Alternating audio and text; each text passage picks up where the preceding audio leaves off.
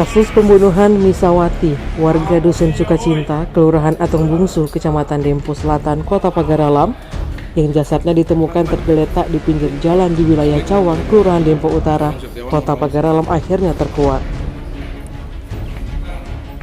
Dalam konferensi pers yang digelar di Mapolres Pagaralam dengan menghadirkan tersangka pembunuhan, Kapolres Pagaralam AKBP Arif Harsono mengatakan, motif pembunuhan dilatar belakangi karena korban kecewa dan menolak hubungan badan dengan pelaku.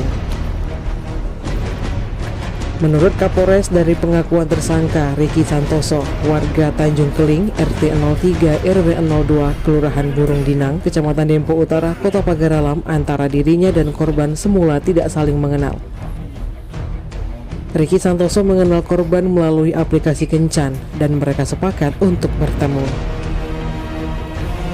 Kemudian pelaku menjemput korban menggunakan mobil dan membawa korban ke Cawang Baru, Kecamatan Dempo Utara, Kota Pagaralam.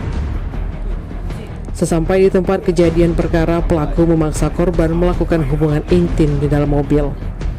Dikatakan Kapolres, diduga kuat korban kecewa dengan apa yang hendak dilakukan pelaku, sehingga memicu korban meloncat dari atas mobil.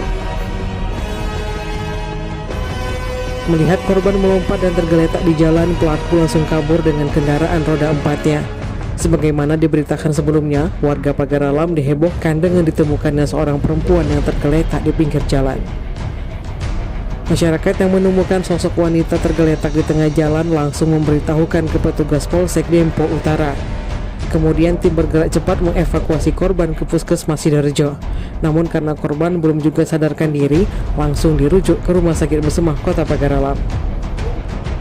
2 hari setelah mendapatkan perawatan, korban akhirnya menghembuskan nafas terakhirnya.